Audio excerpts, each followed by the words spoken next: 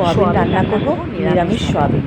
সবসময় তো পেঁয়াজ রসুন দিয়ে খাই, তো যাই হোক নিরামিষভাবে সোয়াবিনটা রান্না করবো। তার জন্য এই যে আলু কেটে নিয়েছি, আর এদিকে আদা, জিরে, ধনে, শুকনো লঙ্কা, কাঁচা লঙ্কা সব একসাথে একটা মিহি পেস্ট করে নিয়েছি। 2টো টমেটো নিয়ে নিয়েছি, আর সোয়াবিন গরম জলের মধ্যে চুবিয়ে ভিজিয়ে রেখে দিয়েছিলাম। তো যাই হোক খুব ভালো করে সোয়াবিনগুলোকে চিপটিয়ে রেখে দিয়েছি।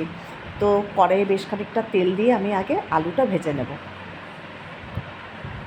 এই দেখো মশলাটা পেস্ট করা হয়ে গেছে। আলুটা ভাজার সময় সামান্য একটু ওপর দিয়ে নুন দিয়ে দেবো, যেন আলুর গায়ে ভালো করে নুনটা লাগতে পারে। তো একটু পরিমাণ মতন হলুদও দিয়ে দিলাম। এবার একটু লাল লাল করে আলুটা ভেজে তুলে নেব। আলুটা ভাজা হয়ে গেলে পরে ওই তেলের মধ্যে আমি আবার সোয়াবিনটাও ভালো করে ভেজে নেব। আলুটা আরেকটু হলেই আমি তুলে ফেলবো।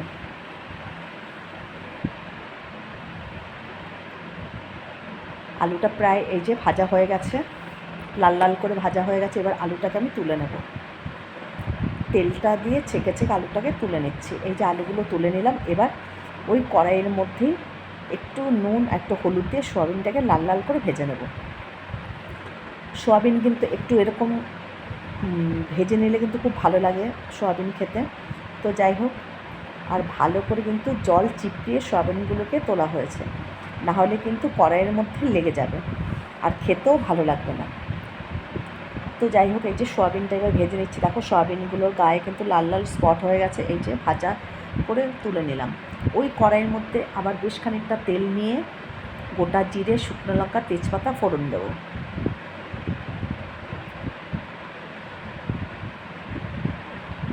তেল কিন্তু গরম হয়ে গেছে। এবার গোটা জিরে, শুকনো লঙ্কা, তেজপাতাটা ফোড়ন দিয়ে দিচ্ছি।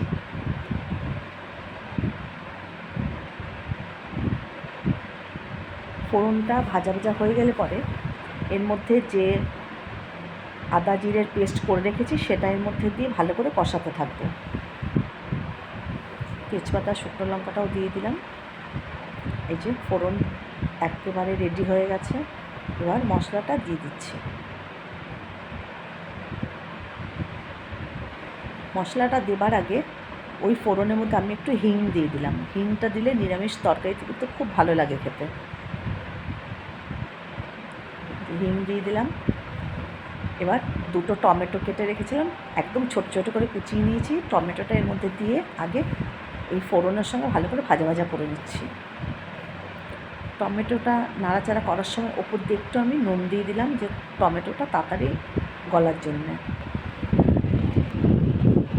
টমেটোটা ভালো করে নরম হয়ে গেল পর এই দেখো একদম নরম হয়ে গেছে।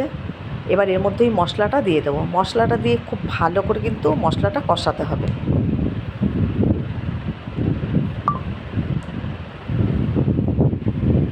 মশলা যত ভালো করে কষানো হবে তত কিন্তু খেতে বেশি টেস্ট হবে। এবার পরিমাণ মতো নুন আর হলুদ দিয়ে দিলাম। খুব ভালো করে মশলাটা কষিয়ে নিতে হবে।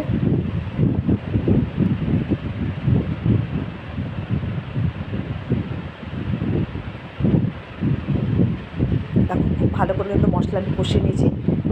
এবার সামান্য একটু জল দিয়ে মশলাটাকে আবার একটু নরম করে তারপরে এর মধ্যে আমি আলু আর সোয়াবিনটা দিয়ে দেবো। আলুটা আগে দিয়ে দিলাম, একটু নাড়াচাড়া করে এর মধ্যে আমি সোয়াবিনটাকেও ঢেলে দেবো। আলু সোয়াবিন দিয়ে আর কিছুক্ষণ ভালো করে কষিয়ে নিলেই কিন্তু পরিমাণ মতন জল দিয়ে দিতে হবে। এই যে আলু সোয়াবিন কিন্তু খুব ভালো করে ভাজা হয়েছে, আর মশলাও কিন্তু খুব ভালো করে আমি কষিয়ে নিয়েছি। খুব ভালো করে যে কষা হয়ে গেছে, এবার পরিমাণ মতন জল দিয়ে দিতে হবে। আর সোয়াবিনটা কিন্তু আমি একেবারে মাখা মাখা করব, একদমই ঝোল ঝোল বেশি রাখবো না। তো যার জন্য পরিমাণ বুঝেই জলটা দিতে হবে। এর মধ্যে আমি একটু কসুরি মেথি দিয়ে দিলাম। এবার কসুরি মেথিটা দিয়ে একটু নাড়াচাড়া করে তারপরে জলটা দিয়ে দেবো। এর মধ্যে এক মুঠো কড়াইশুঁটি রেখেছিলাম, কড়াইশুঁটিটাও দিয়ে দিলাম।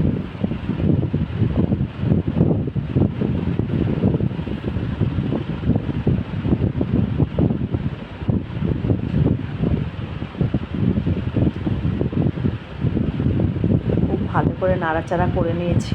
এই যে এবারে পরিমাণ মতন জলটা দিয়ে দেবো। কারা কারা সয়াবিন এইভাবে খেতে ভালোবাসো অবশ্যই জানাবে। আর আমার ইউটিউব চ্যানেলটাকে সাবস্ক্রাইব করে নিও, দীপ্তি রান্নাঘর। এই দেখো, খুব বেশি কিন্তু জল দিইনি আমি, এটুকুই জল দেব। এবার আর কিছুক্ষণ ফুটে উঠলেই একটু গরম মশলা দিয়ে আমি নামিয়ে নেব। এবার একটু ঢেকে দিলাম, আর ওপর দিয়ে ঢাকাটা দেবার আগে একটু চিনিও দিয়ে দিলাম এর মধ্যে, সামান্য একটু চিনি দিয়েছি। এবার এটাকে ঢেকে কিছুক্ষণ রেখে দেবো। একটু সময়ের জন্য ঢেকে দিলাম। এই দেখো, সয়াবিন একেবারে রেডি হয়েছে। আমি কিন্তু একদমই জল রাখিনি, এই যে একদম কষা অবস্থায় নামিয়ে নিলাম সয়াবিনটা, একেবারে রেডি।